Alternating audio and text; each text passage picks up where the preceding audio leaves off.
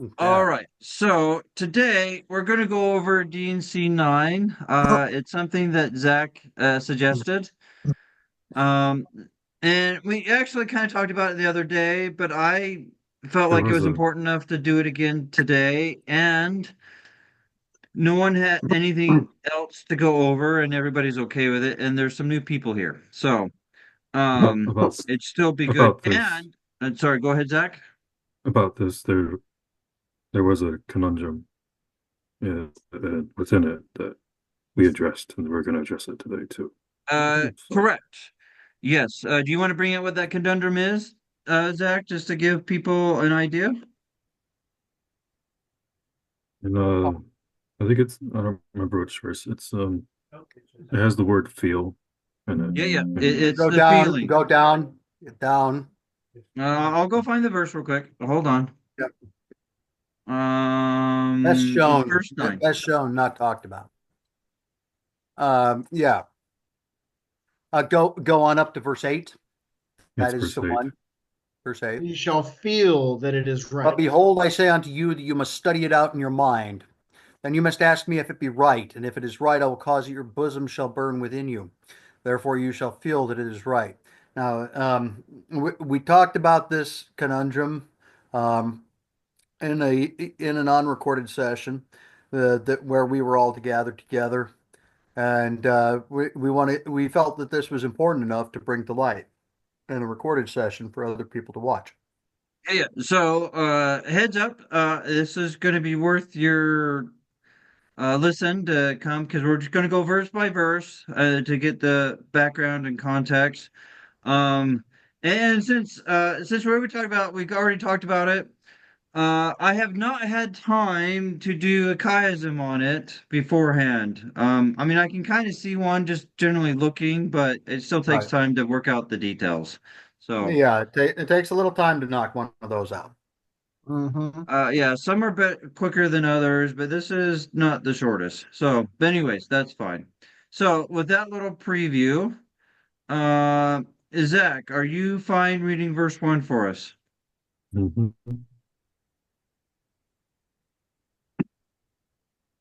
Behold, this is Yahweh talking.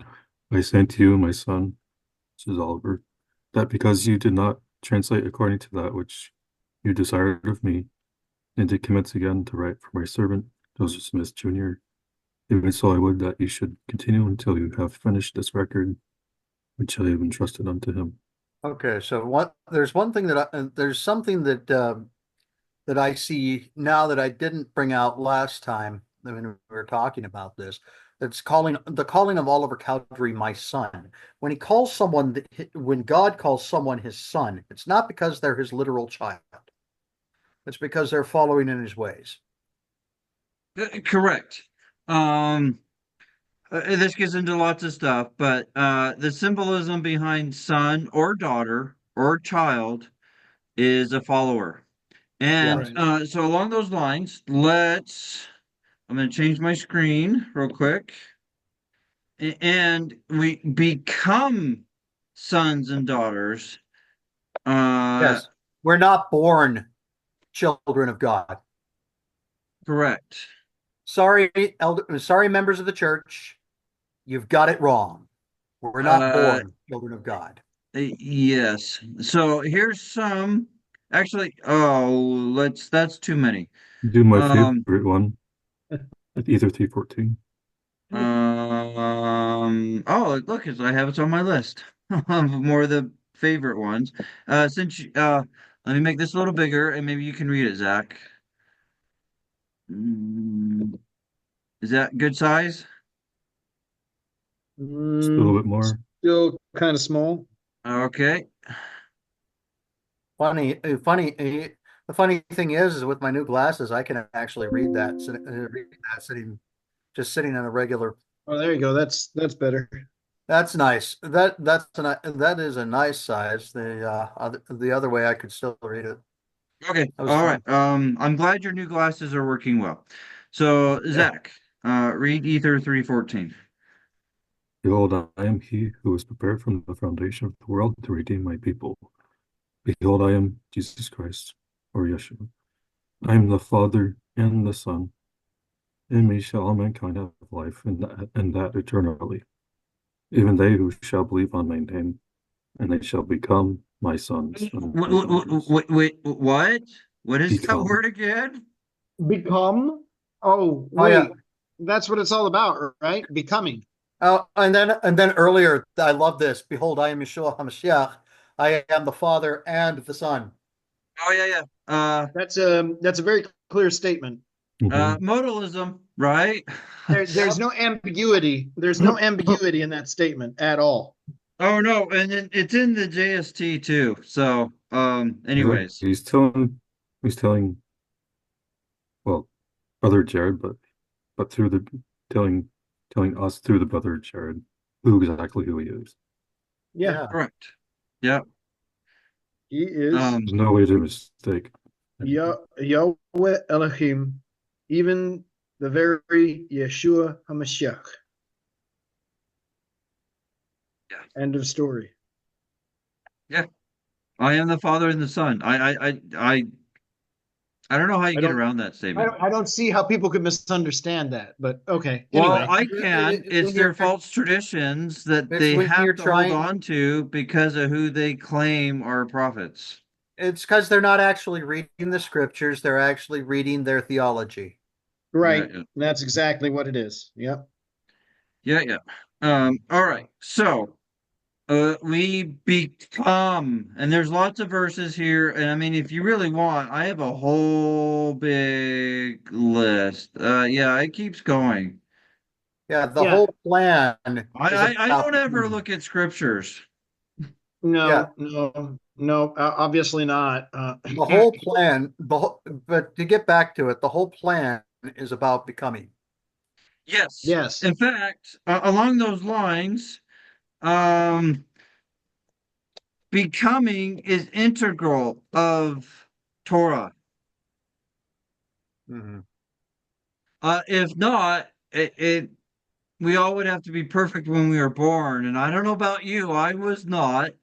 I know I have rough edges, and I'm working on.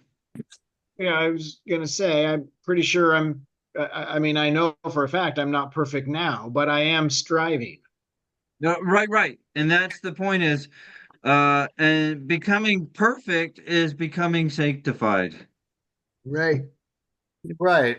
It's not about some mystical, magical measure of perfection that we can't possibly comprehend. Right. Well, and then along this line, if Yeshua gives us a commandment that we can't do, that would be unjust for him Correct. to command us to do it. Yep. Yes. 100%. So it's yeah, and First Nephi 3:7, if I remember correctly, brings out how Yeshua will never give us a command that we can't do, that he'll Yep. provide a First way. Nephi chapter 3, verse 7. That is Yes, it exactly. and guess what? That way is not by changing the commandments.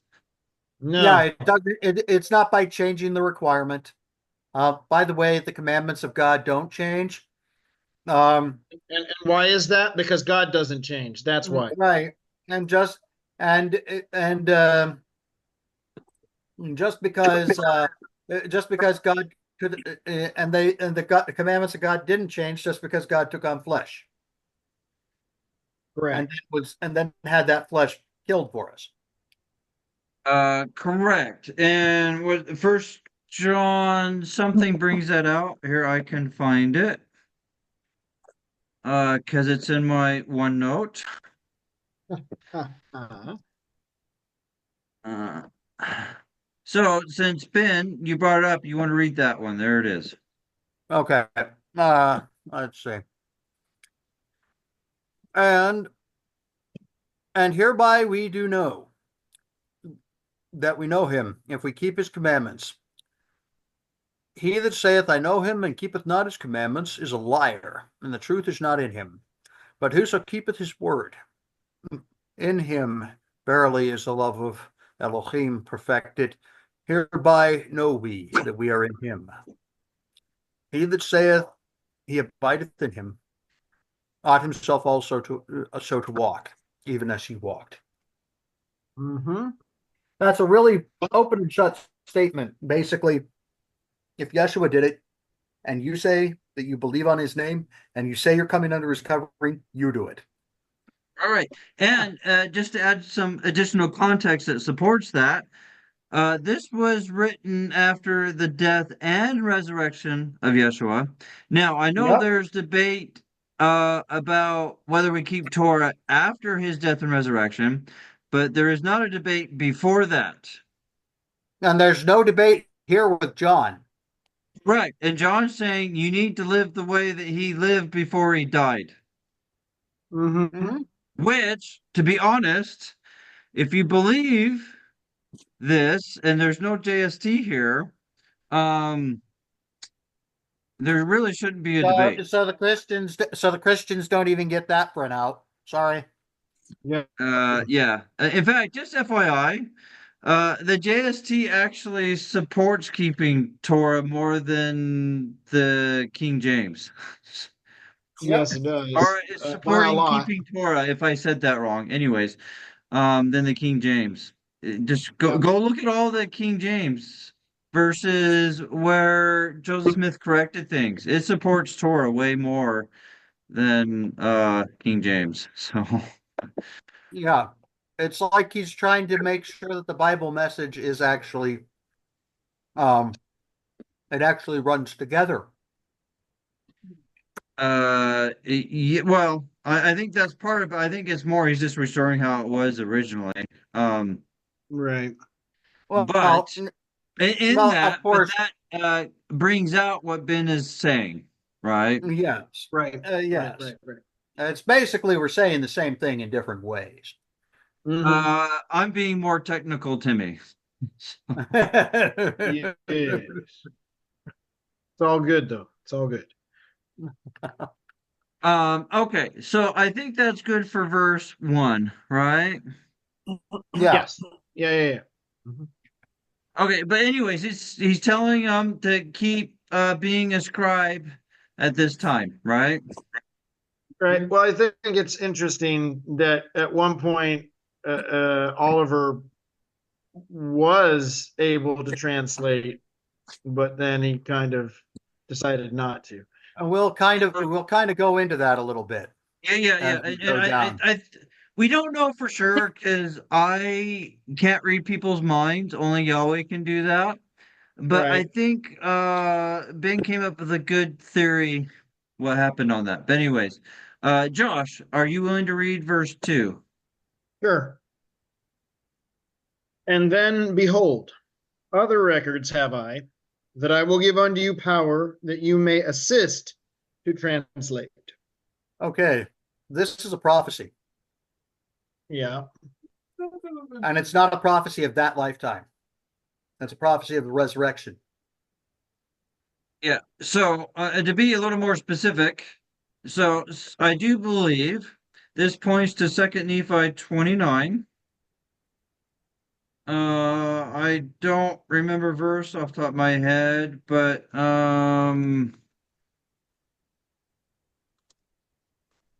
here, let me pause recording for just a second as I find the verse. Oops. All right.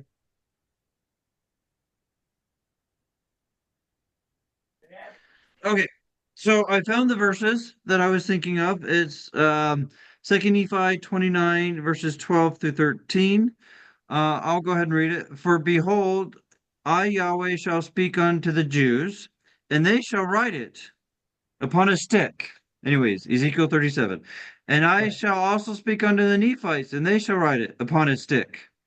And I shall also speak unto the other tribes of the house of Israel, which I have led away. So not only did he lead Lehi away, he led others away. We just don't Mm-hmm. know about them.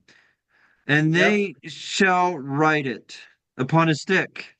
And I shall also speak unto all the nation. Wait a minute. Okay. And I Yahweh shall speak unto all nations of the earth, so they shall write it onto sticks, scriptures. So Yep. Yahweh is speaking unto the whole world here. not just Israel. Right. Um, and there are instances that show that he speaks to the whole world and not just Israel. One of those happening to be on Mount Sinai, where the entire world heard the trumpet from Mount Sinai, and they saw the workings in the sky.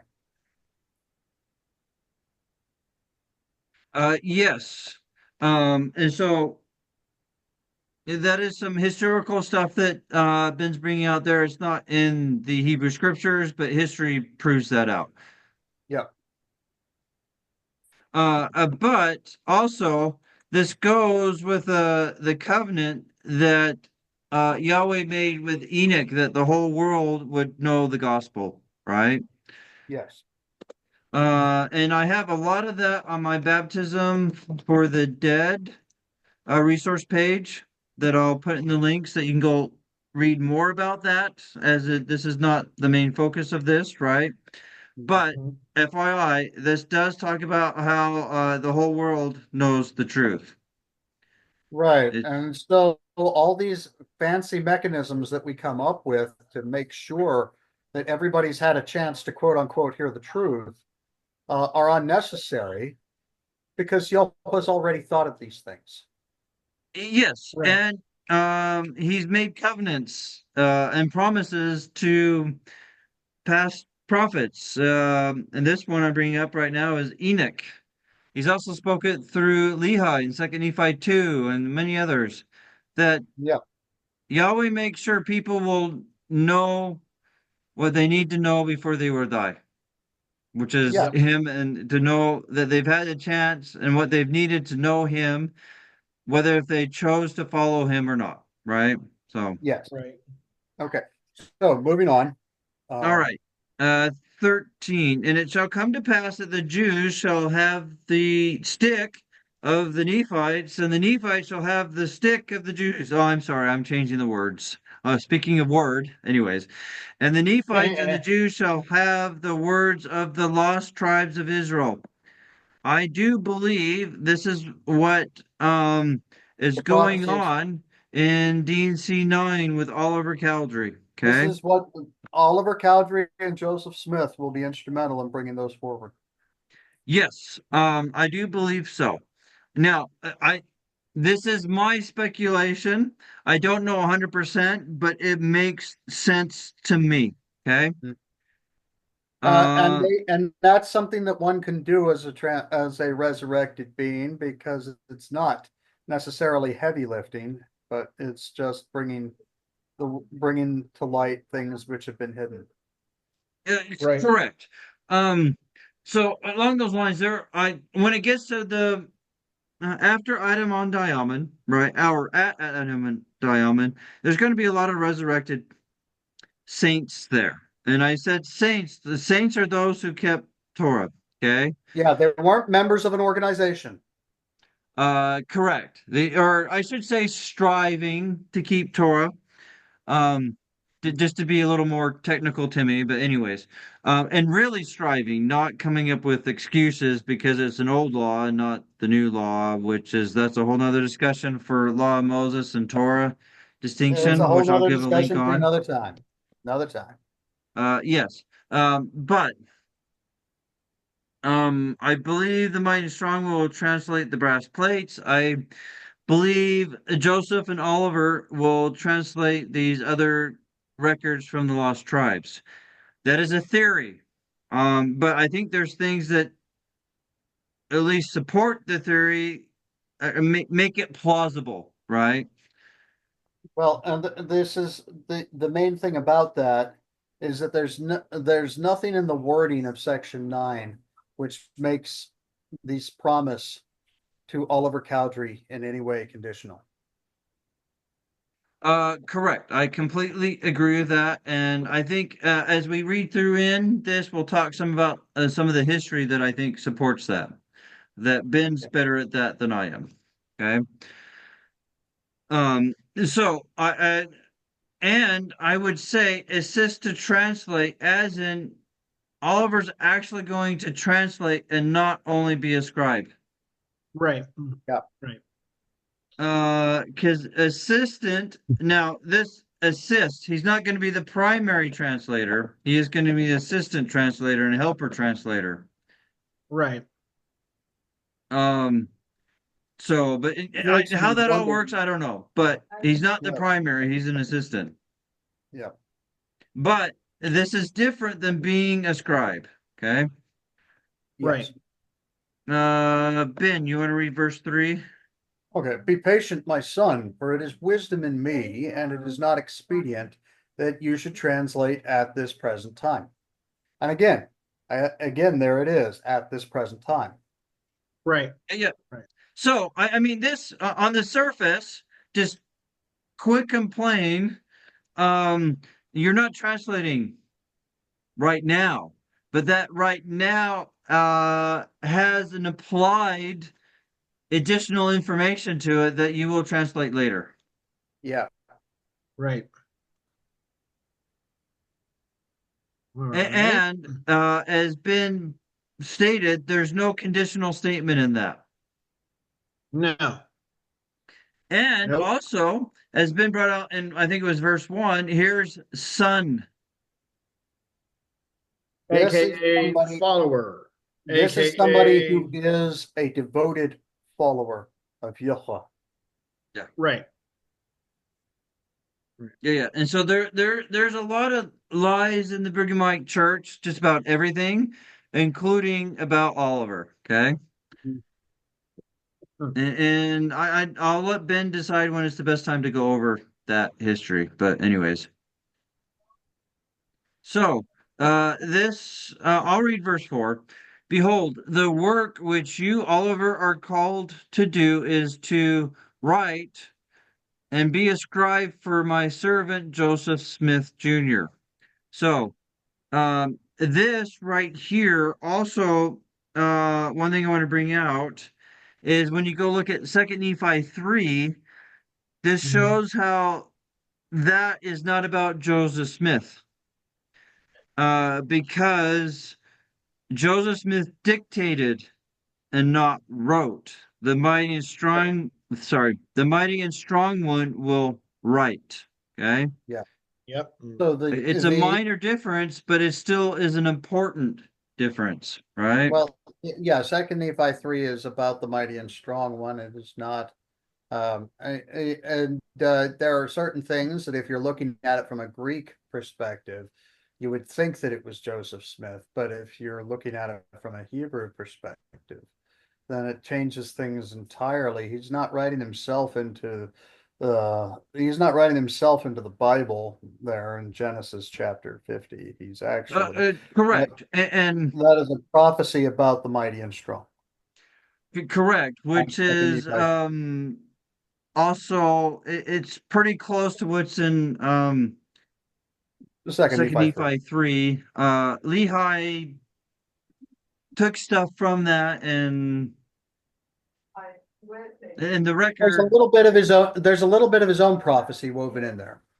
Correct. That's a good way of putting it. Lehi added to it, and that might not be the best way, but not prophecy is not complete. It doesn't give everything, right? And so we get tidbits here and there. By the way, that thing in Deuteronomy where it says don't add to or take away from, that's in relation to the commandments. You cannot correct, not add to or prophecy. take away from the commandments. Yes, Right. yes. Because we continually get more commandments. I mean, prophecy. Yeah, Sometimes prophecy my is tongue continual. gets twisted. Prophecy gets continued, and prophecy is continual. The Yes, commandment, and then even on the commandments, we can get deeper insights about them. yeah, but he doesn't add commandments. Correct. to It's it. just deeper understanding. Yeah. Mm-hmm. Okay, so I think that's enough on that. Yeah. So I think we're on verse 5. Andrew, are you able to read verse 5 or is it not convenient? I can read. Okay. And behold, it is because that you did not continue as you commenced when you began to translate, that I have taken away this privilege from you. Okay, so here's a good place to bring in a theory that I have with regards to why Oliver Cowdery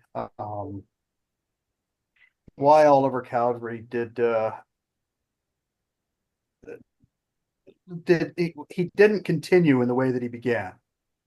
In that he started receiving the word, he started receiving the words, he started seeing the words, but were the words were against his theology, and so he began to second guess, and he did not continue in faith in what he was receiving. That's my theory about that. It's not stated openly in the scriptures, but it is hinted at here that he did not continue in the way he began. And I agree. I don't know myself, but trying to put myself in Oliver Cowdery's shoes, that makes sense. And I think part of the reason and why it makes sense also is Joseph Smith got 4 years of training to prepare him to do this translation. Oliver Cowdery got none from what I know. So he wasn't prepared to and know how to handle what he would see contradict what he believed. And he was it Meth? And I know you said Protestant, right? He was Methodists or Protestants. Oh, okay, yeah. So, but to be specific, he was a Methodist, and so, and Joseph Smith was partial to the Methodist, so there's good there, right? But there's also some problems, and I don't know if we know what verses he translated. Actually, the work of Royal Skousen might show us that, so we could maybe look at that after we do this. We can pause the recording and see if we can find it and go over it. And so possibly it really did go against some of his theology, right? To kind of help prove out that theory or not. Um, I would prefer to save that at the end since we didn't prepare that. I'm just proposing it now. But that's a possibility to look in to see if the theory is still plausible, right? Right. But it's something that to me makes sense given human nature. Yeah, and it makes sense to me too. But I am guessing. I think it's educated guessing, but it is guessing nonetheless. Right. And like I said, I'm not, it's this is something that I believe to be true based on human nature and based on the contents of the Book of Mormon versus the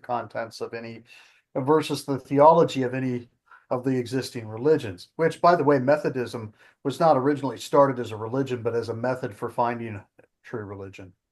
Maybe that's partly why it has the name it has. So yeah. But that's just a little that's just another little side bit from history. It's just that the followers of John Wesley loved his method so much that they built a religion around it. So sure. Instead of doing what he taught, they twisted it some. That never happens. Yeah. No, not at all. Yeah, so that's a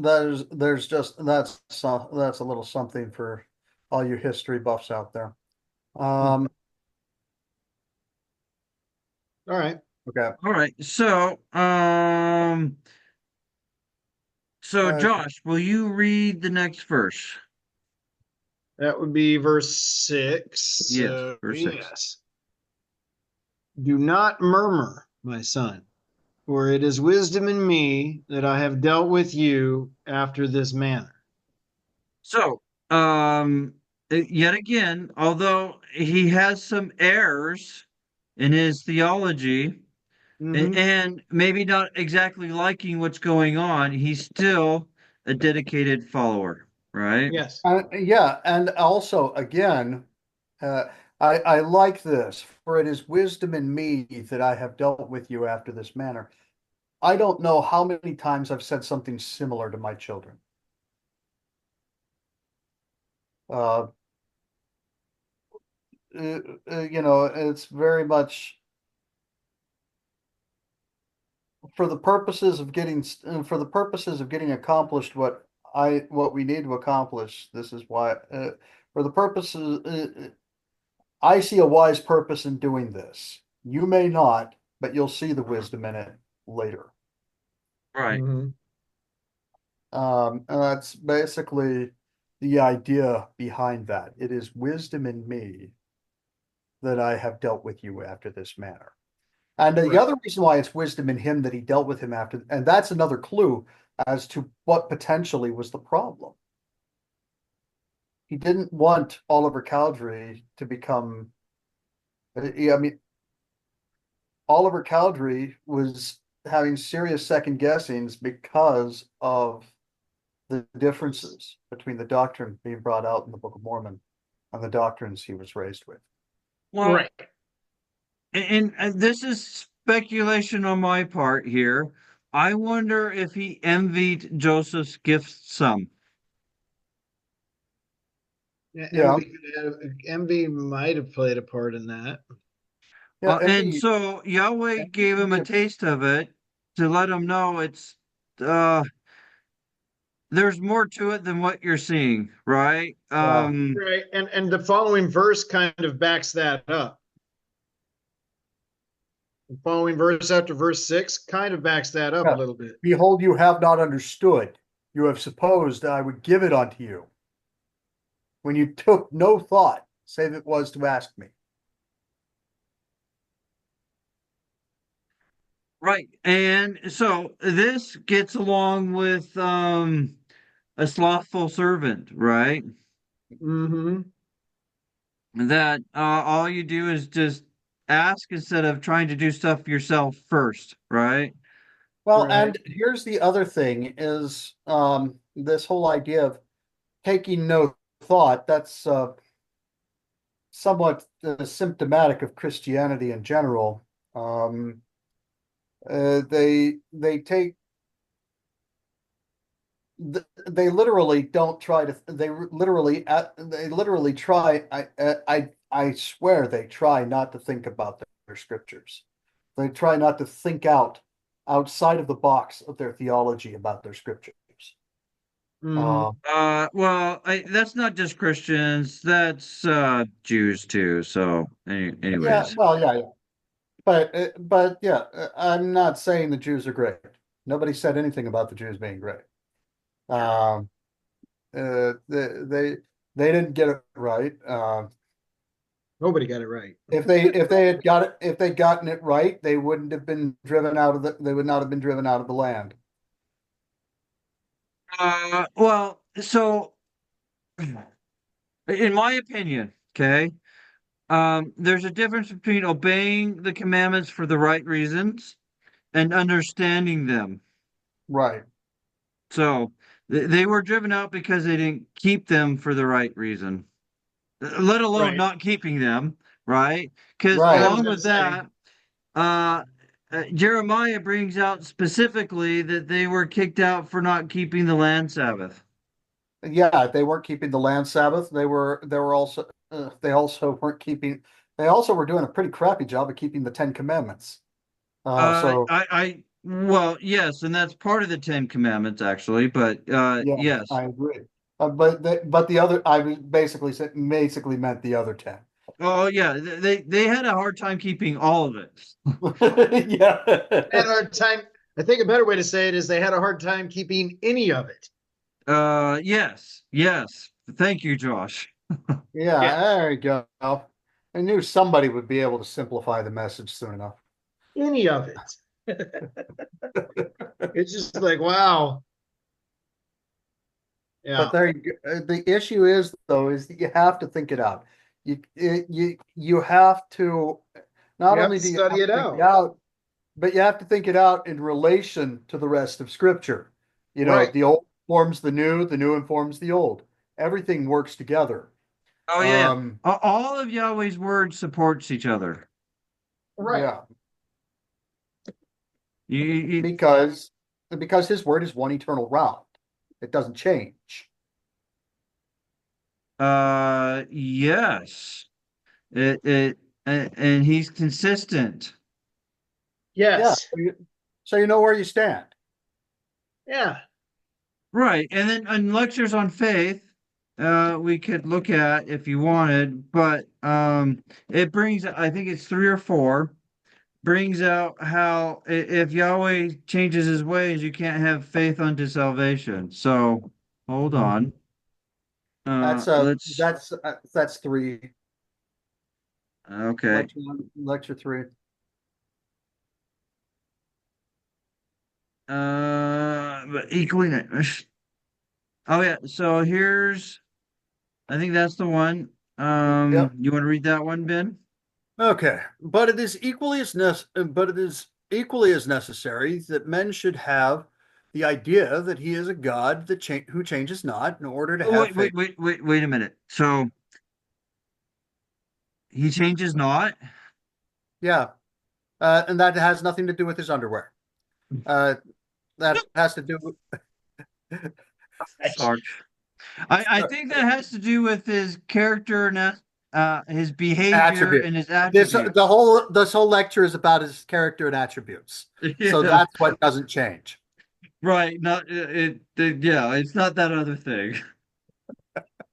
Right.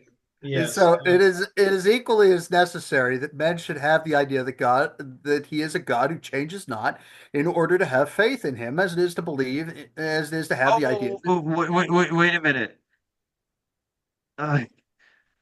We can only have faith if we believe he doesn't change. Right. And this idea is just as important as the idea that he is gracious and long suffering. Oh, Mhm. just as important. Just I as agree important. with you, but I'm drilling in a point for people, right? Yeah. While being Yeah. funny about it. Yeah. That this changes not. Joseph Smith saw this as a really big deal, which is contrary to what goes along in the Restoration a lot, and just Christendom in general, but sadly in Yeah. the Restoration a lot today, that they think God is a changing God. Well, what do you Yes. expect when they start? What do you expect when the Restoration has embraced the early Christian fathers? Yes, and that's really, really, really sad. And the reason why they had to embrace the early Christian fathers is because they could not find real justification for baptisms for the dead outside of the Gnostic sects of Christianity. Right. Right, which because the scriptures, including the modern ones, including JST, Book of Mormon, and D&C, actually speak out against baptisms for the dead. Yes. Yes. But Okay. I do believe that baptism of the dead got put in the Restoration because Brigham Young was a pawn of a Jesuit. Yes. Yes. So let's finish this verse here, because the outside of that point, that it is equally as necessary that men should have the idea that he is a God who changes not, in order to have faith in him, as it is to have the idea that he is gracious and long suffering. For without the idea of unchangeableness in the character of deity, doubt would take the place of faith. Oh, And have we not seen that? Have we not seen that in today's world? That doubt All has the time, taken every day. place of faith. Every day. You see it every day. But with the idea that he changes not, faith lays hold upon the excellencies in his character with unshaken confidence, believing that he is the same yesterday. well, unshaken, like there's no issues with the confidence because we know exactly what he expects of us. Mhm. Yep. Believing that he is the same yesterday, today, and forever, and that his course is one eternal round. Now, the interesting thing is about this whole, one of the greatest promises associated with the idea of the unchangeableness of God is, behold, is found in Isaiah. It says, behold, I, YHWH Elohim, change not. Therefore, Israel is not destroyed. Mm-hmm. So Israel cheated on him, and he had to divorce them and had to die and remake the covenant. He did not destroy them. And Right. Israel is his Ben's people. going off of Romans 7, if I remember correctly. Mhm. Oh, wow. Oh, Yes. yeah. Um, Yahweh Yahweh knew what was going to happen before it happened. He knows all from the beginning to the end. He had to die that his word be good.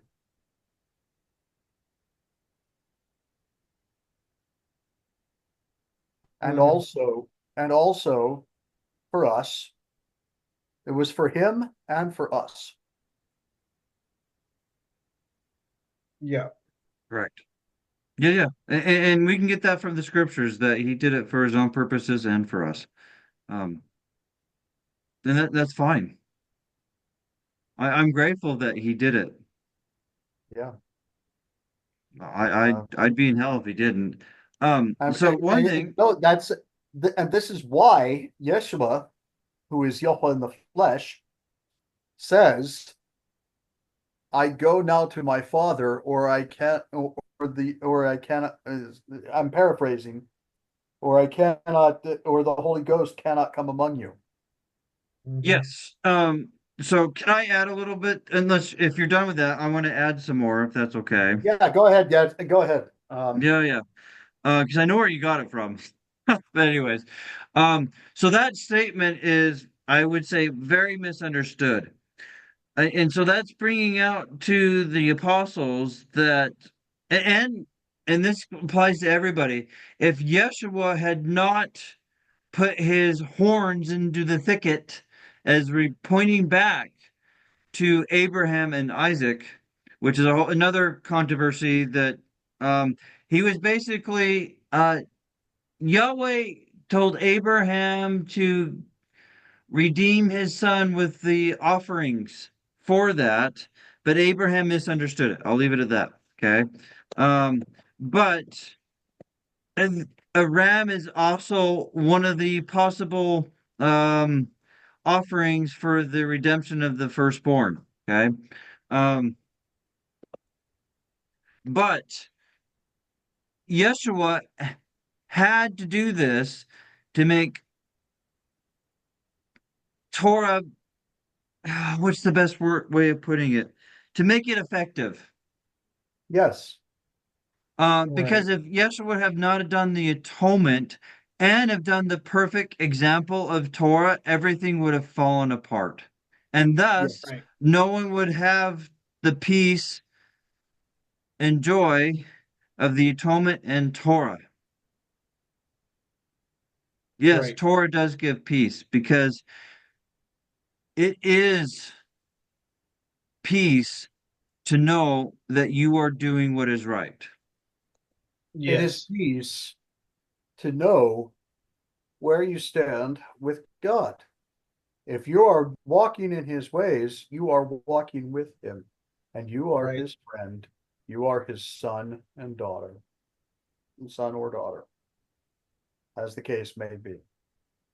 If you're walking in his ways, you are his friend, and he will look after you. Yeah. So that one statement is about how if Yeshua would have done the atonement, the power of Torah wouldn't be there. because no one would have kept it perfectly going through a test. Right. Right.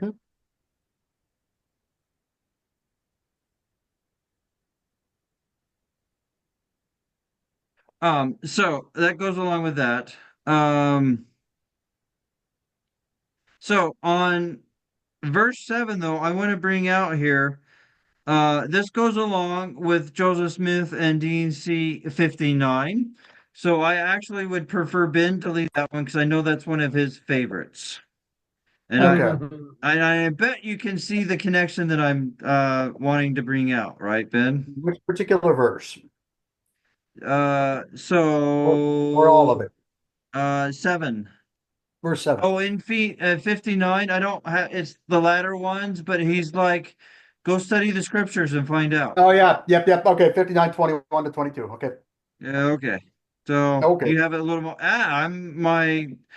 So I am remote. That's why we're not doing cameras because my internet's not the best, and I'm on a touchpad. That's why clicking is not the best too. So, Yeah.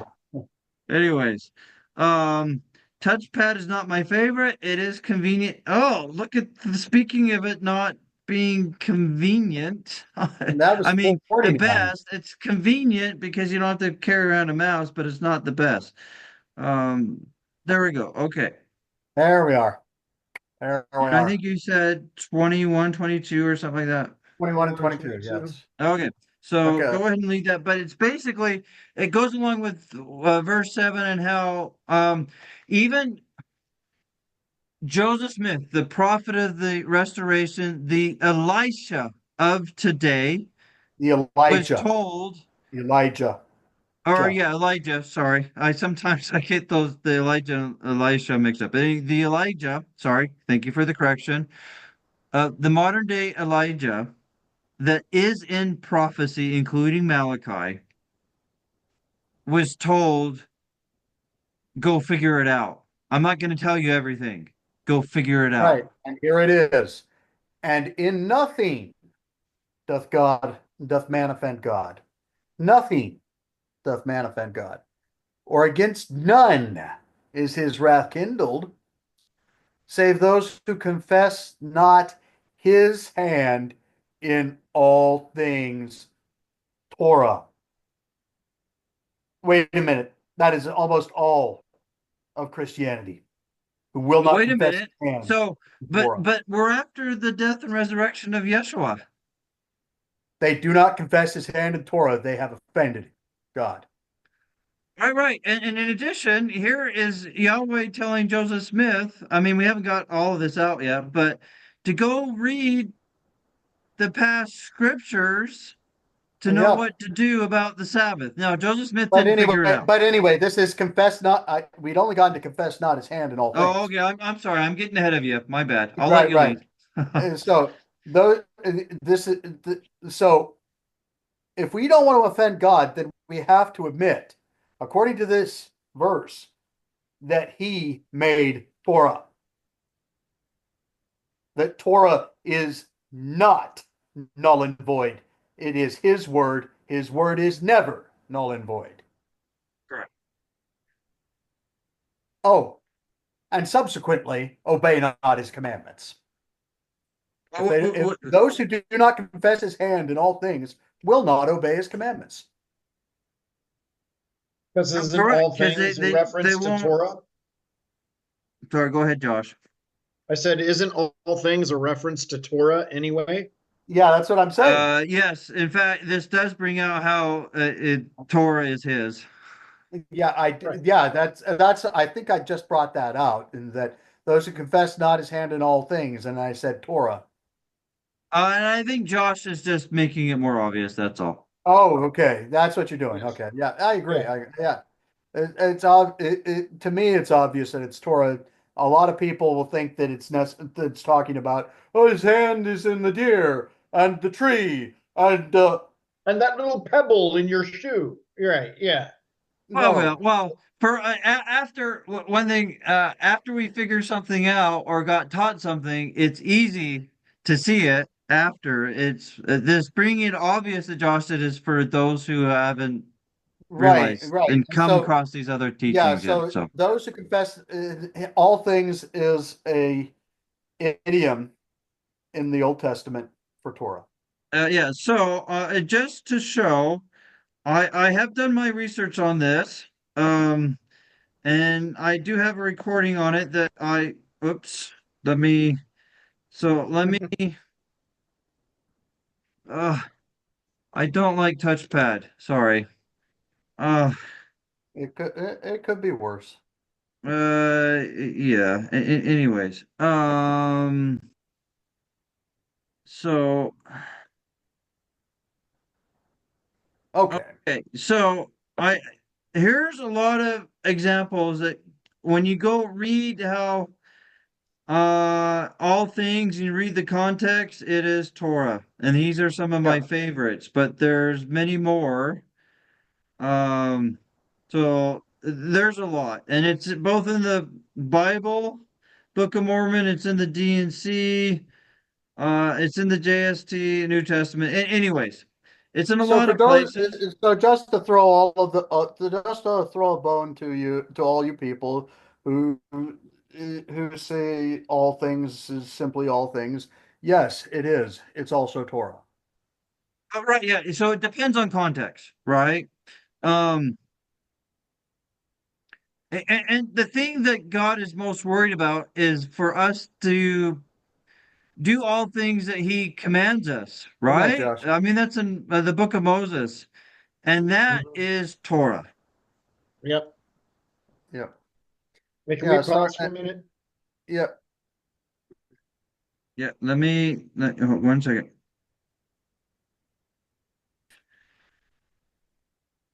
Okay. So we just covered how confessing not his hand in all things is both in the creation of all things, but also in Torah, the creation of Torah specifically. So I Uh, actually can I interject something because I've been working on Isaiah 28 some. mhm. Um, so let me one thing let me change my screen share. Sorry. This there. Um, and find. Oh boy, I got a lot of stuff here. Let me. Yeah, yeah. Okay, let me pause so I can find the right one instead of just wasting people's time. One second. Okay. Okay, no. Okay, so I found the tab I wanted. It's on Yeshua and Paul. But anyways, so Isaiah 28. Uh, as in Ben's and here talking about reliance. So there's this statement that gets stated, right? Precept upon so this Isaiah 28, 9 through 13, chiasm. I'm just gonna focus on this one part. Mhm. Verse 10, and it's basically duplicated in verse 13. So for precept or commandment be upon commandment, so you're learning bits and pieces of the whole Torah at a time. Line is about standard. And then when you go look at the culture for little or the Hebrew word behind it, which I can get it up in Bible Hub if you want, maybe I should, but it talks about reliance Yep. that Yahweh does want us to recognize where things are coming from and that it's from Him. Yes. So, in fact, let me pause again, and I'll just show that in Bible Hub so people can see I'm not just making this Yeah. stuff up. Yeah. It's perfectly supportive of what I'm bringing forward here. Yeah, yeah, and that's why I'm bringing it up. And plus, it's Yep. something I'm just working on right now, so it's kind of top of my head. There you go. It's a happy coincidence. Yeah, yeah.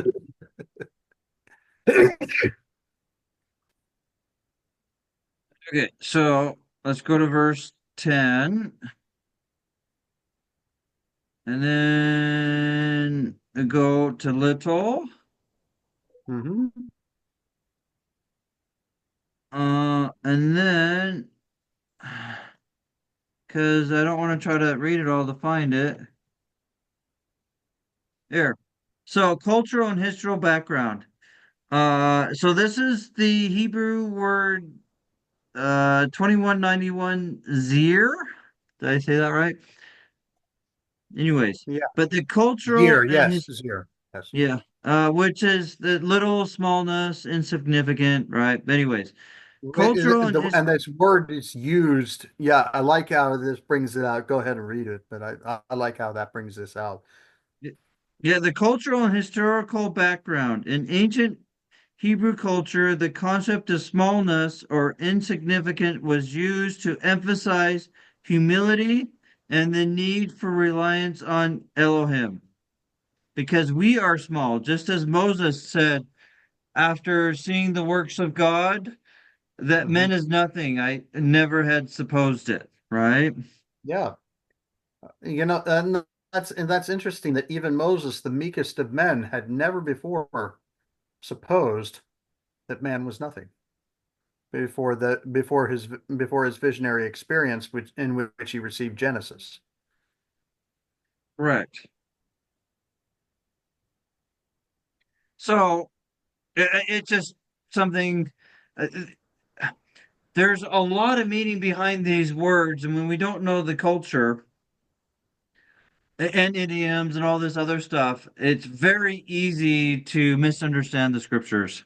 Because unless you put effort into it, at least for me, because I grew up a Hellenist or a Greek, I need to put effort into the Hebrew way of thinking to understand Hebrew words and thought processes, right? Yeah, well, I mean, even those who are blood descendants of Israel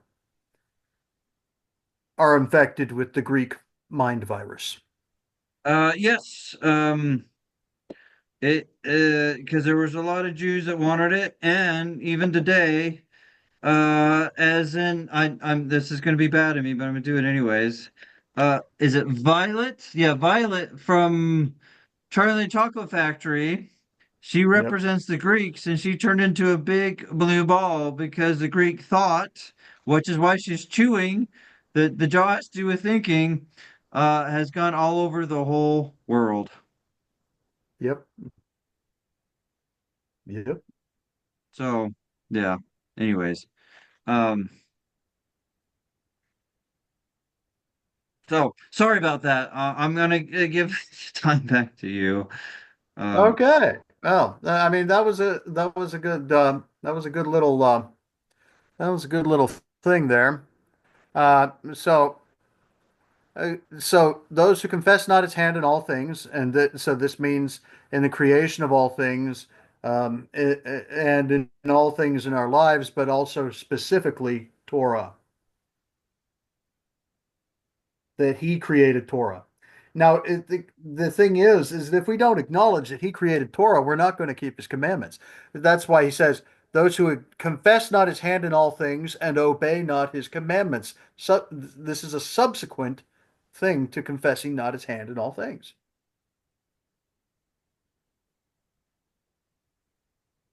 The one follows the other. If we don't believe that he created Torah, we're not going to keep his commandments. And we'll uh, still think that we're honoring him. And therefore we are offending him because we're misrepresenting him. cor- correct. Um, yeah, that's So that's what offends him. That's what kindles his wrath. Behold this, behold this, obeying the commandments, all things, Torah, is according to the law and the prophets. Law and the prophets is a code word. It's code, Hebraic code for the Old Testament. um. So I know why Ben says that. I it includes that, and I think it also includes the Book of Mormon and the D&C and the New Testament. Yeah. I and The I reason I would say the reason I go back to the Old Testament is because it's the basis, it's the foundation, um, upon which everything else builds. Um, Well, if you're contradicting the Old Testament, you're not coming from Yahweh. That's for No. sure. And along those lines, in the New Testament, Yeshua stated, "If you don't believe Moses, you don't believe me." Um, Right. but the way that I would read the law and the prophets is according to Torah and how the prophets have expounded it. Right. And and that's a perfectly good reading of that. Yeah, yeah. Because I would include Joseph Smith with that, to be honest. Yeah, yeah, and I And and I tend to, though there are things that are attributed to Joseph Smith that I tend to not take so seriously because they contradict what oh is yeah, in. yeah, yeah, yes. Not everything people said about Joseph Smith, or not everything people claim Joseph Smith said, he actually said. Right. So so this is what offends God. Confess not his hand in Torah and not obeying his commandments, and this is according to the Holy Scriptures. Just we'll just simplify it that first line of that of verse 22 that way. This is according to the Holy Scriptures. Correct. Wherefore trouble me no more concerning this matter. What? Wait, what? What? What? You mean if it's written in the Word, we shouldn't ask whether we should be doing it? Yeah. This is where Yahweh is telling Joseph Smith, uh, You mean I go don't do have what's in the great scriptures. You mean I don't have great faith when I ask Yahweh whether I should do something that the scriptures say? Okay, so this is where uh we need to define faith. Faith is trust and diligence, and That's right. if you are trusting in Yahweh's word and then doing it, that is faith. Right. Exactly. When you're praying because you doubt that Yahweh's word is his word, you're not showing faith. Correct, you're showing doubt. Yes. So that is this is why he says, if it's in the scriptures, don't trouble me about it. Sure, sure. Well, Figure it okay. out. I do believe this is correct and valid. But there's other occasions where Joseph Smith did pray about things that were already in the scriptures and he answered them. Yes, but that's because Joseph Smith was not understanding. It was more along the lines he was looking for understanding of what was in the scriptures or authorization to No, perform what was in the scripture. this is how I take it, because there's times of both. What I see is going on here, Joseph Smith, this is something Joseph Smith was not to restore. Okay, well, but what he's also saying is that it's in the law and the prophets, and you can Oh study yeah. it out. Oh, I completely agree. It's already in the scriptures. And so I will. This is my opinion. I think this is a soft answer, so to speak, to Yahweh, because it was not time to restore it, and it wasn't supposed to be restored through Joseph Smith. I do believe this will be restored through the mighty and strong one of when the Sabbath is. Um, Okay. so, but I agree. It's already in the scriptures. But God on didn't a give him but an since we are incorrect talking answer. He since just we're didn't give talking him. on I'm not necessarily talking necessarily about the Sabbath issue per se. I'm Oh, talking about but on a oh, okay. general I basis. I'm talking kind of on a general basis.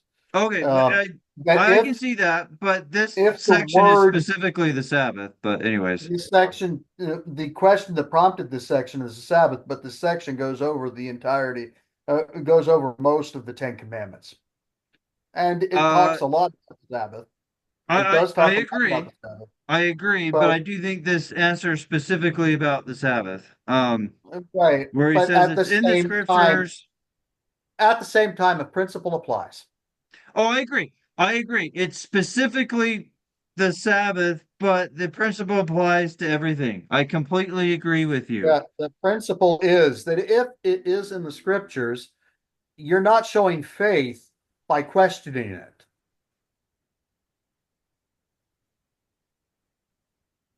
Instead of you show your faith when you believe God's word to be God's word and you conform your life to it. That's the principle. Correct. Correct. So there's multiple things going on here. There's the general and then there's a specific. But Yeah, because specific there's to the other Sabbath day. times. Go ahead. Specific to the Sabbath day, it wasn't the time. Correct. Because there's other times he got the answer. So why not Right. this one?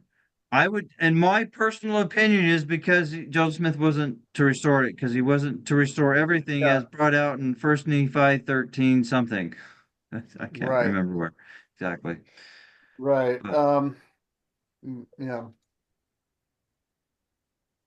Right. anyways, the big thing that connects back to D&C 9-7 is that Is the uh, general principle that you study go it out. study out in the scriptures. Don't You ask me study it out about in it. the scriptures, and then you can ask him if it's right. Because let's go back to Doctrine and Covenants, section 9, because that's the very next verse. Okay. Then you can study it out and see if it's right. Or Right, you which study goes it out, see along if it's with what's right. going on in D&C 59, right? So Right. I'll read this one. Verse 8. But behold, I Yahweh say unto you, Joseph Smith, that, or I mean, sorry, Oliver Cowdery, my bad. It's through Joseph Smith to Oliver Cowdery that you must study it out in your mind. Oh, wait, that's what we just saw in D&C 59, right? Yes, that is correct. Then Uh, you, all oh, right. go ahead. He says study it out in your mind, but I think he wants your mind to meet his in the word. Yes. So Hebrew meditation is thinking upon Yahweh's word. It's not like Eastern meditation where you empty your mind that allows demons to deceive you because you don't have anything to discern. Right. Right. So this is when he says study it out in your mind, he's talking about meditating on Torah daily. Yeah, I think that's another way of saying it completely. And then you must ask me if it is right. Then, and if it is right, correct, I, Yahweh, will cause your bosom shall burn within you. So, Now this is interesting. When he's talking about the bosom, he's not talking about a place in the he's not just talking about a place in the body like the heart or what have you. He's talking about um like the bosom contains the heart, the lungs, no, it's you're getting a little confused. The bosom is your belly. yeah, sorry. No, that's No. fine. I get confused too sometimes, No, so the that's bosom fine. is not the bosom is not the belly. Okay, so let's pause for just When one you second. talk about a when you talk we need to look in the dictionary. Yeah. Bosom is So not let's the belly. pause. Yeah. So looking at the dictionary, I got confused for some reason. The bosom is the breast, where it does, as Ben is saying, contains the heart and the lungs, Now which, the heart yeah, so uh, uh, just to go off on that a little bit, sure, go if I ahead. may. Yeah, Yeah. go ahead. 'Cause, just to go off on that a little bit, the heart in the Hebrew is where we do our thinking. It's where we conceive of grand ideas. And the lungs is where we hold the air. The air represents the commandments, the word of Yahweh that gives us life. And so, when he says that he's going to enlighten your mind, when he says that you will feel it in your bosom, that you will feel a burning in your bosom, he'll enlighten your mind. That's literally what he's saying. If you understand the Hebrew functional here. Yeah. So let's go look at this.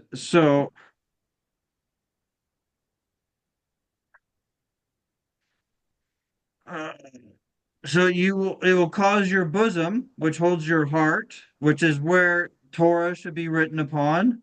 Mm-hmm. And also where the lungs, which is what holds breath or air, which also represents Torah, shall burn. Burning has to do with justification and sanctification within you. So it will make you It'll bring you towards justification and sanctification. right. It'll bring you closer to Yahweh. It'll give you peace. It will cleanse you, um, and make you a new person because you're gonna see that it's right. And when you come to more correctness or more ways within Yahweh, it makes you more and more of a new person like Him, which is going Absolutely. along with everlasting burnings, which is a symbolic of being with Yahweh. Yes. And therefore you shall feel that it is right. So when everything else in here is talking about something to do with the mind, studying it out, asking, the enlightenment of the mind, the bosom burning within you, Yeah. So, the enlightenment of the mind and the cleansing of the soul, bosom burning within you. These things are all mental. These are all all right. So mental let's go cognitive look at process. the word feel and see if there's a definition. Oh, I mean, we already know, but there is a definition that goes along with the context with the mind. Mhm. So I'm gonna pause so we can find out which number it is because I don't remember which numbers. So that way we're not just going through everything.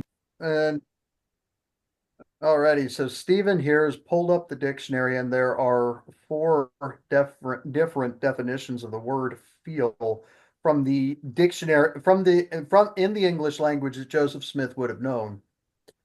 Yeah, because Uh, this is from the Webster's Dictionary, 1828, which is very close when the Book of Mormon was published in 1830. So so these are this going to be the is definitions that would have been used, right? so there are four that have to do with actually perceiving mentally. Correct. You want to read those? Yeah, I'll read them. So just so we have more context, this is under verb transift, I Verb transitive, transitive. Verb transitive. verb transitive. So four, to be affected by, to perceive mentally as to feel grief or woe. So here's mentally, you're feeling something, okay? Mm-hmm. Um, and so here's a sentence. I would never trod this English earth or felt the flatties that grow upon it. Okay, I don't know what to make of that sentence. But anyways, number five, to know, to be acquainted with, that is mentally, to have a real and just view of. So that has to do with understanding. The enlightening of the understanding, not just so if you've got this feeling that if you get this good feeling about something that you can't explain, has your understanding really been enlightened? No, it has not. Okay, That's a so now question, we'll do, but that's a question that I want people to ask themselves. sure. If you get this really good feeling about something that you then cannot explain, has your mind truly been enlightened?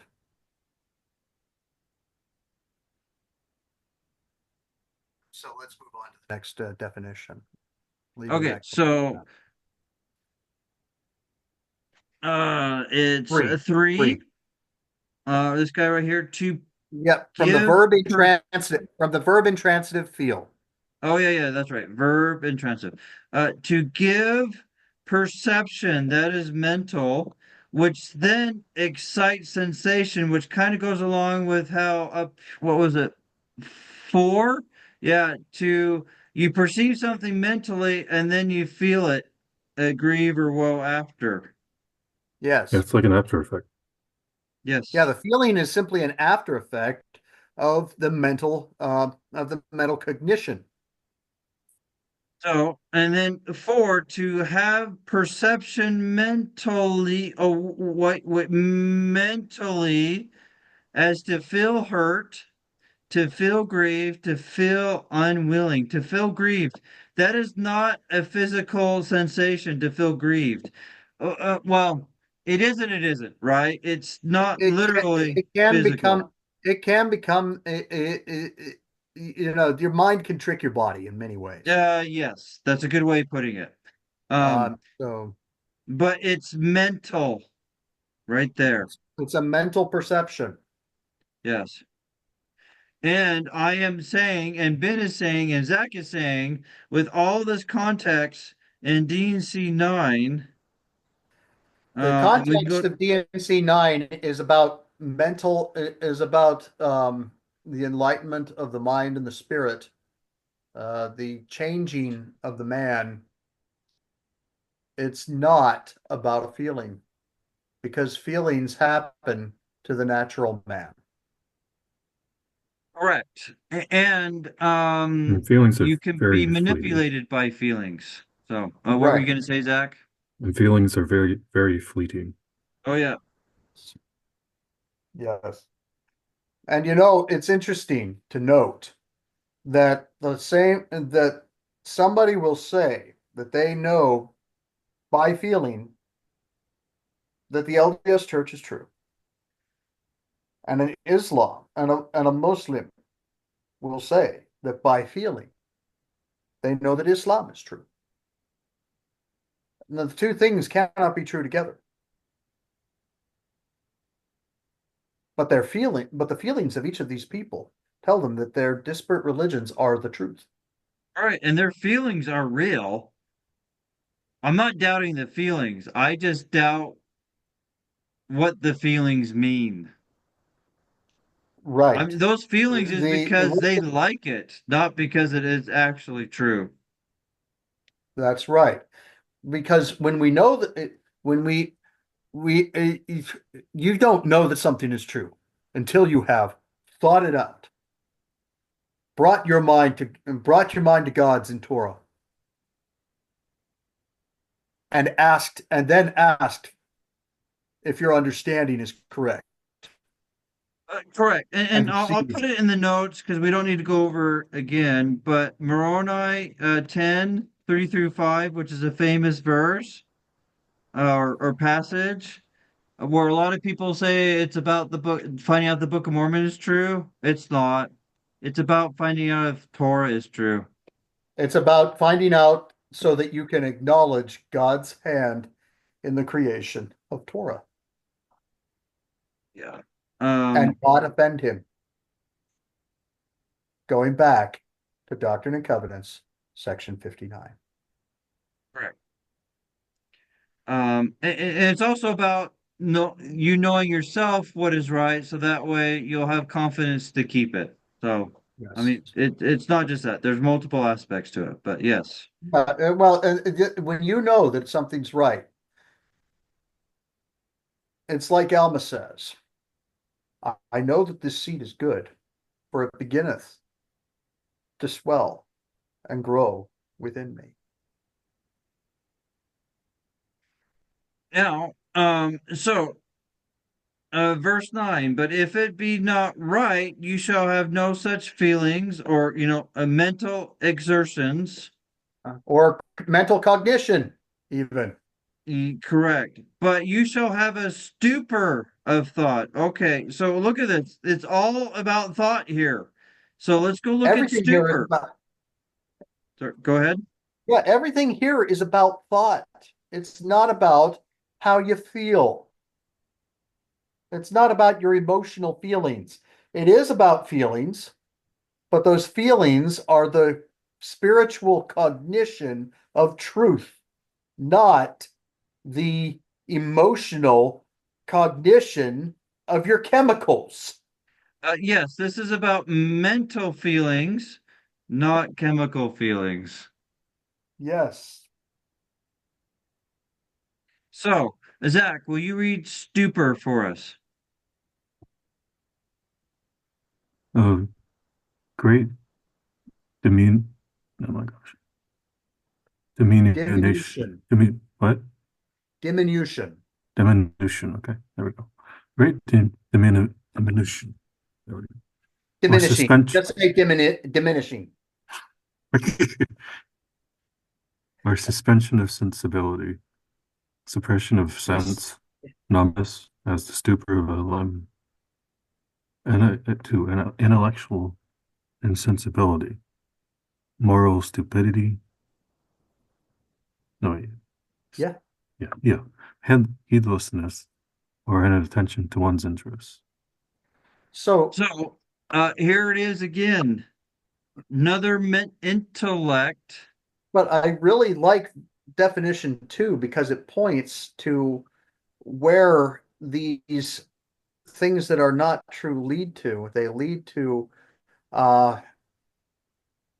intellectual insensibility.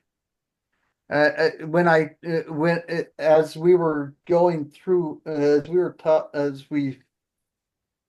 as I look at the answers that people give to questions regarding Torah, those who don't believe that it's still valid, I see a great deal of the reduction of intellectual sensibility, moral stupidity, because without you have no moral leg to stand on if there's no Torah.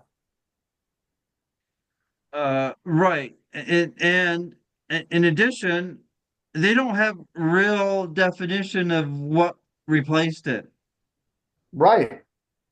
It's just this iffy, whiffy, whatever I feel in the moment stuff. Right. And so, a heedlessness to their way. They don't care about their way. They do whatever they want. Do as thou wilt. They follow the primary admonition of Satan. Yeah. Do as So thou wilt. I know they say This is do also without- this is also another showing of moral stupidity. right, because what they do is not moral, right? If you really sit Right. down and think about it. But that means they'd have to follow what's being stated in D&C 9 to think about it. Right. Instead of simply accept it because their favorite false teacher told them about it. Right. So And one thing, I'm trying very hard not to be specific to any group of people because this is something that's actually prevalent in various groups across the spectrum. yeah, it's very common, everywhere. And those who do not acknowledge God's hand in Torah, they show a remarkable lack of light. Yeah, and they actually show a lack of love. They say they love, but the way they treat people, including us, shows that they really don't The have way that they love. treat those who do the way that they treat those who do acknowledge God's hand in Torah does not bespeak love. No, it does not. Far from it.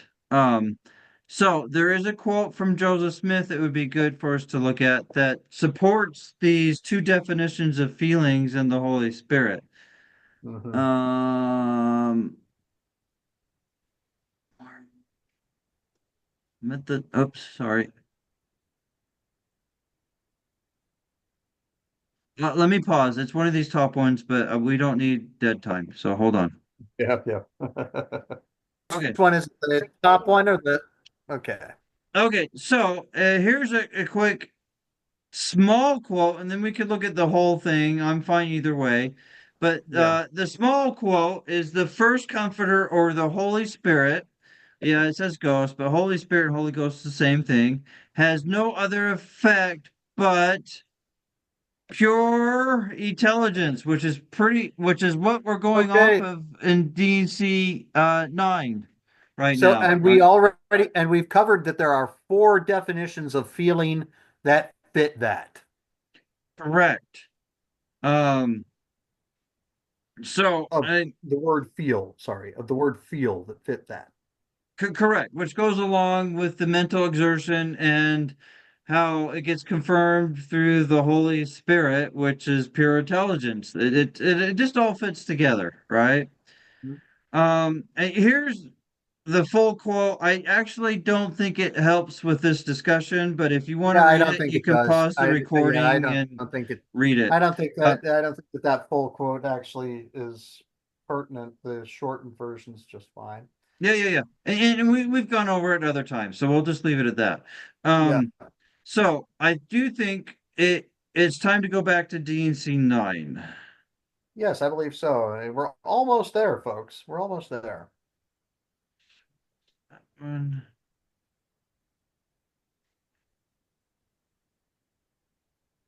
Okay. So, okay. I think I was doing 9. Give me one. Let me pause 1 second. Okay. Yeah.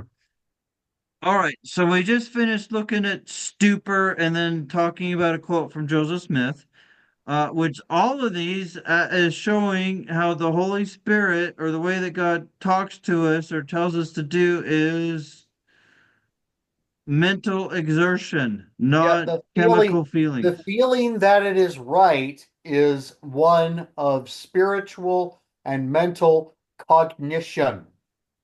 Right. And then also the burning, you feel like a new person. Yes, the burning is the transformation of the old person to the new person. Yes.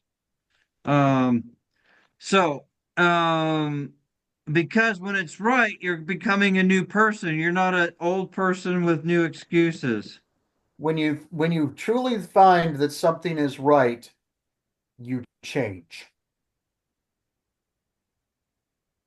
I'm not, Yeah, and we're not talking about just the mental assent that it is right, but when it is truly impressed upon your heart, mind, and soul that something is right, you change.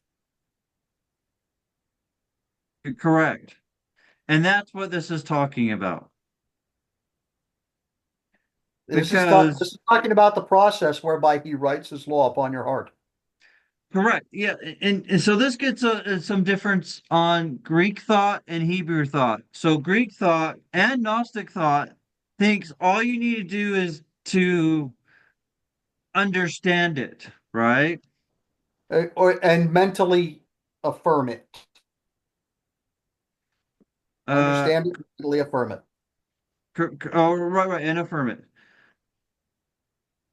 Where Hebrew thought is you become it, you do it. Mhm. Where this goes along with how the gospel and Torah is about becoming. Mhm. So if we go back to verse 9 again, but if it be not right, you shall have no such feelings, i.e., mental cognition, spiritual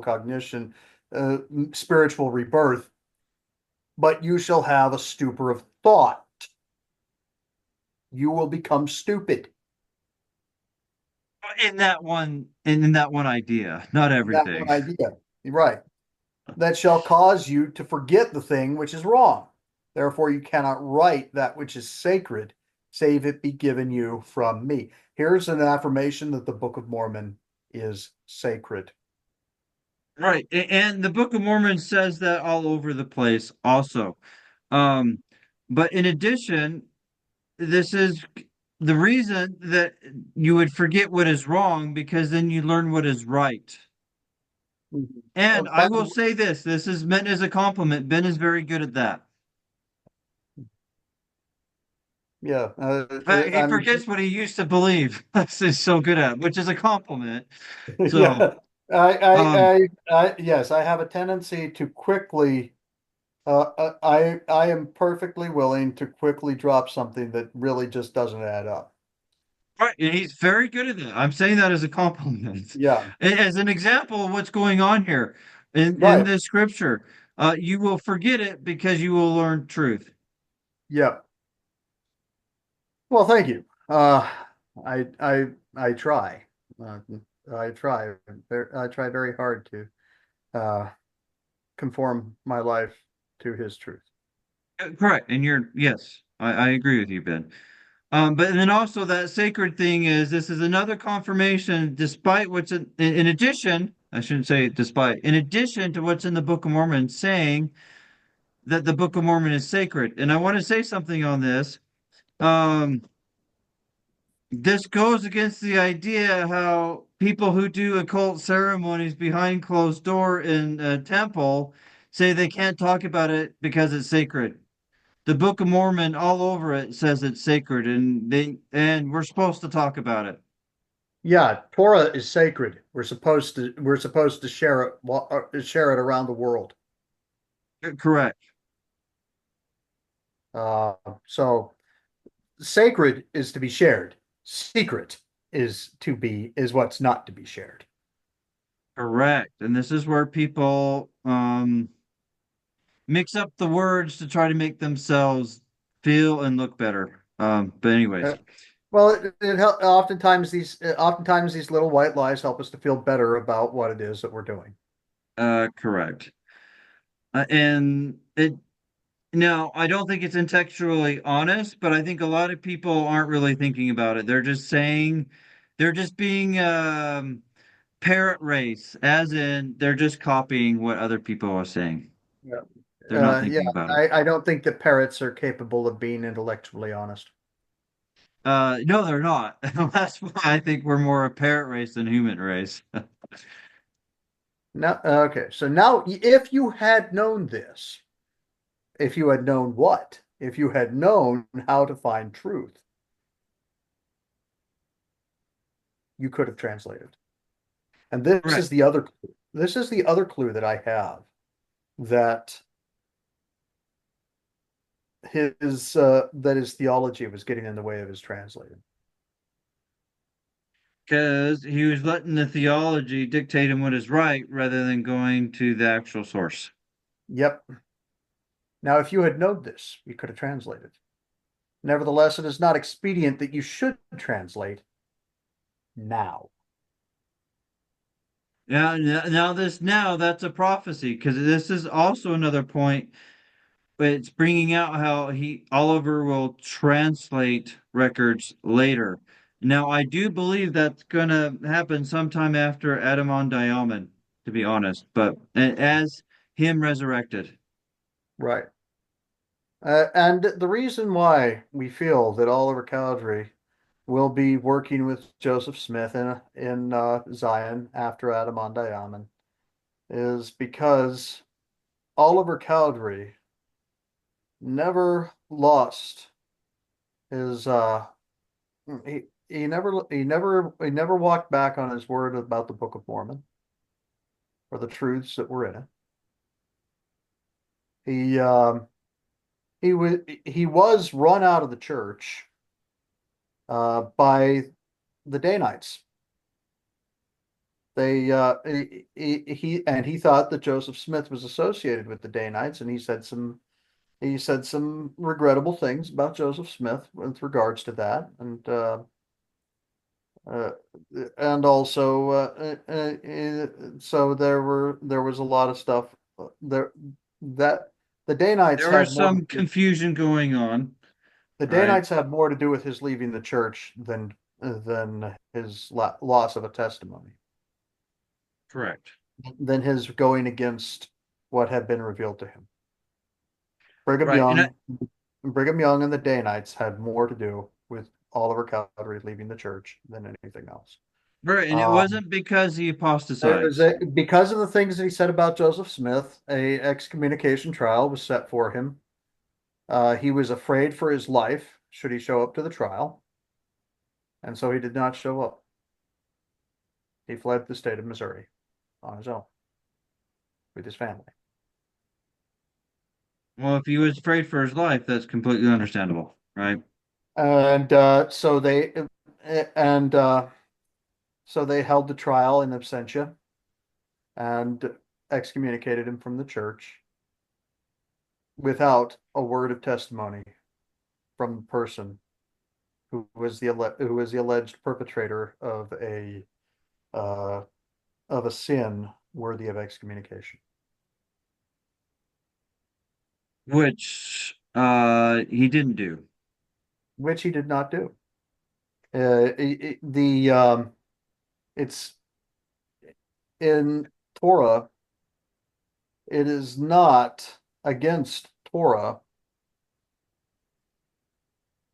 It's not against Torah to speak out against the injustices that the Danites were doing.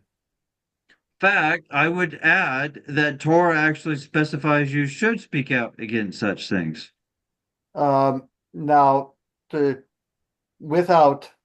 without base connect Joseph Smith to those things. Now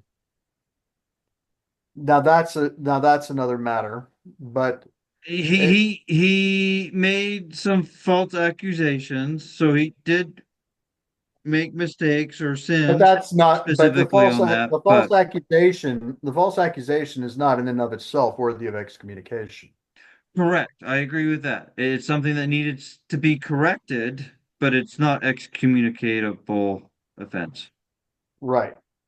And so neither he nor Thomas B. Marsh should have ever been excommunicated from the church, in my opinion. Well, so just to be clarify, uh, if you kept doing it after you get corrected, it is, but they never really tried to correct him. They were just trying to force him into. They intimidated them. They scared them. They caused them to miss their excommunication hearings for fear of their lives, and then they did what they wanted to do. All right, which is going against D&C 121 and amen to their priesthood, meaning goodbye to their priesthood because they were hiding their sins. Yes. And they were trying to force things upon people instead of using persuasion to help Yeah. people to understand. Sorry. So the truth of the matter is that Oliver Cowdery and Thomas B. Marsh were, um, it, in my opinion, they were far more faithful than the Brighamites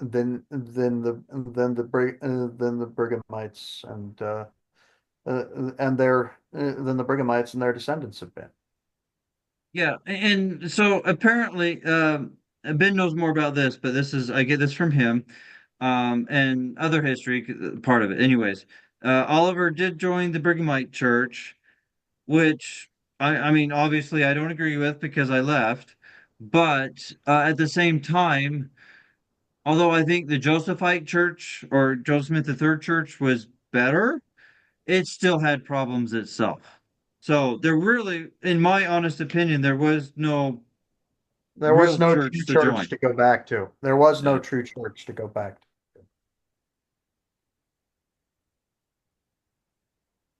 But I do think it was a good desire of his to go be with other believers, right? Yes, to be with other believers. And um, both Oliver Cowdery and Thomas B. Marsh were continuously trotted out as laughing stocks and trophies by Brigham Young and his cohorts. Right. See, And we I think tested them. We and wanted that's them. horrible of Brigham Young to do that because that's an abusive relationship right there, right? But anyways, um they didn't participate in the what we would call sins, and Torah would say is sins, and same with the Book of Mormon and D&C would call sins. They joined a Restoration Church, and there was no true Restoration Church. So And that, and I do believe that Oliver Cowdery is still a son of God and will be resurrected in the resurrection of the just. yes, I believe that too, and I believe he's going to be helping Joseph Smith translate lots of records. And I do believe this section supports that. Yep, As in we just read verse 10, it is not expedient that you should translate now, meaning you will later. yep. And behold, it was expedient when you commenced, but you feared. And that's another clue that points to the intrusion of theology upon the pure intelligence that he was receiving. and the Yes, times. I do think that goes along with your theory. It gives a lot of credence to it, right? Yep. And the time is past, and it is not expedient now. It will be later. As in, here's another point. He'll translate later. Because it's not that it is not expedient you translate, period. It's now, meaning you will later. Mm-hmm. For do you Uh, not okay, go ahead. For do you not behold that I have given unto my servant Joseph sufficient strength whereby it is made up, whereby his Joseph's weakness is made up. This goes back to Ether 12:27. If men come unto me, I will show unto them their weakness. I give unto men weakness that they may be humble. And so and Joseph, through humility, was able to receive sufficient strength to make up his weakness. Correct. And neither of you have I condemned. And that's a big deal right there, which That goes is along with Yahweh calling him a son, right? so here's the part where things could be read as conditional down here. Do this thing which I have commanded you, that is the scribing, being the scribe, and you shall prosper. Be faithful and yield to no temptation. So also keep the commandments. Yeah, that's just another way of saying it, because temptation is yielding to sin, or and sin is breaking Torah. Stand fast in the work wherewith I have called you, and a hair of your head shall not be lost. Hair represents authority. He will Correct. lose no authority. His no loss of authority is contingent upon his standing fast in the work wherewith he was called. The work he was called to was bringing forth the Book of Mormon. Helping with it because he was a scribe, and he did that. Right. And And he stayed not only was he faithful. a scribe, not only was he a scribe, he was a witness Oh, yes, yes, that's true. who did not Very recant good his point. testimony. Yes. And he stayed faithful despite what some people claim. Mhm. He was faithful to that which he was commanded. Correct. And he was still figuring other things out, but so are we. So, I mean, it's just easy to look at other people's faults rather than our own.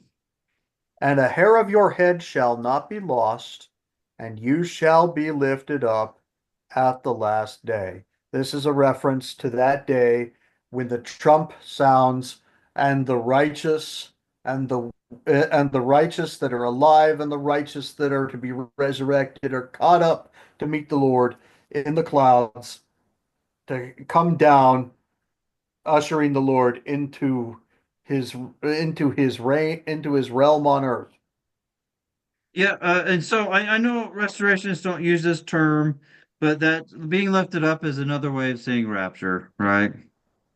Well, yeah, I mean, the reason why the reason rapture is one of those. I think it's emotionally a very nice way of describing the whole thing because for those for whom it happens, it is rapture. Yeah, and if I remember correctly, rapture goes off of the Latin Vulgate Latin word that's in the most famous verse for it. I forget where I'd have to look. But anyways, um, Which the main thing about that is the main thing about the Latin Vulgate is that it is not the most correct translation of oh yeah, the original. the receptus. Oh, I can't. Textus Receptus. Textus Receptus. That is better, but it's not perfect either. Right. So yeah, the Latin Vulgate is there are things in the Latin Vulgate that I question. Um, I think it's the worst that we have. yeah. And considering that the King James is out there, that's saying something. Well, yeah, King James has its issues. But Latin Vulgate is even worse. So we'll leave it at that.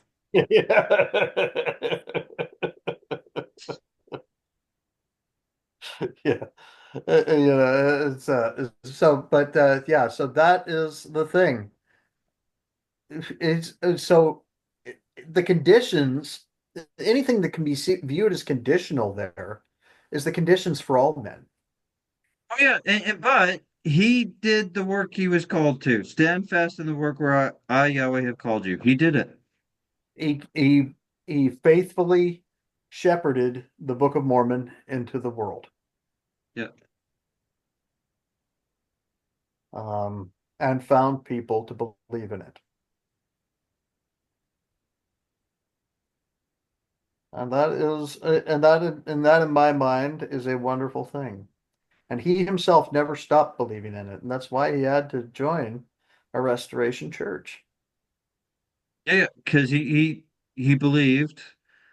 Um, and even most our group here is a little Restoration quote unquote church, not like officially but unofficially. So I mean, we're Yeah, doing it ourselves.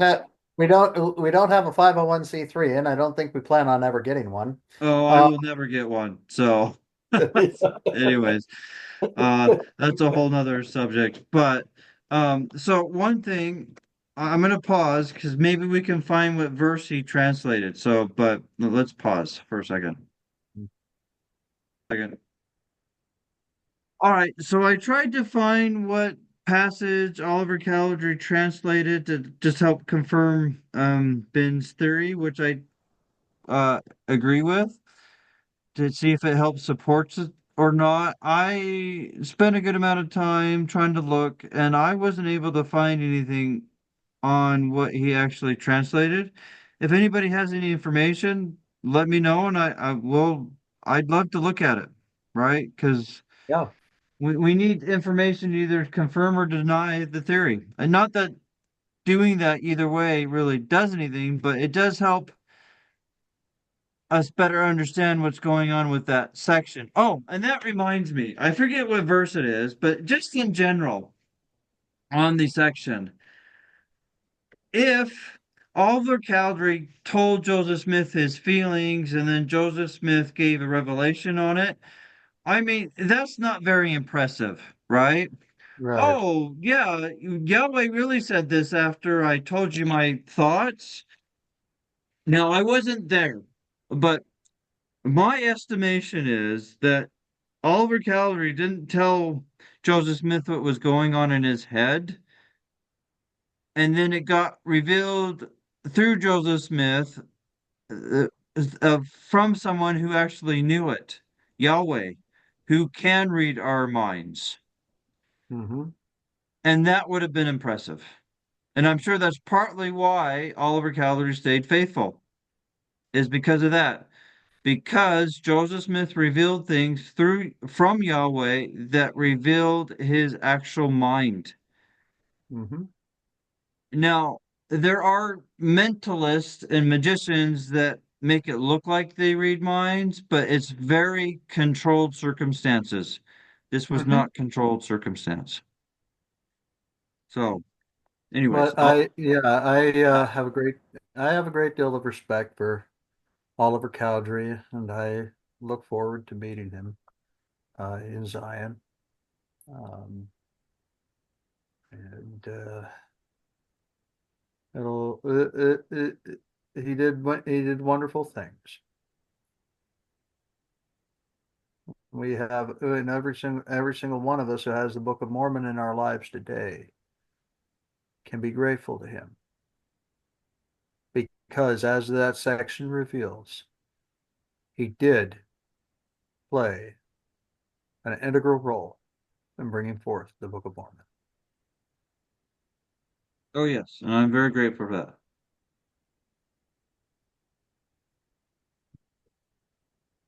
So I'm grateful for all the people who've helped to bring forth Yahweh's word, where it teaches and it grows it grows in you, and it helps you to be a better man. better son or daughter of God. So let's value word of Yahweh. Well, I can say amen to that, and I think that's a good ending point.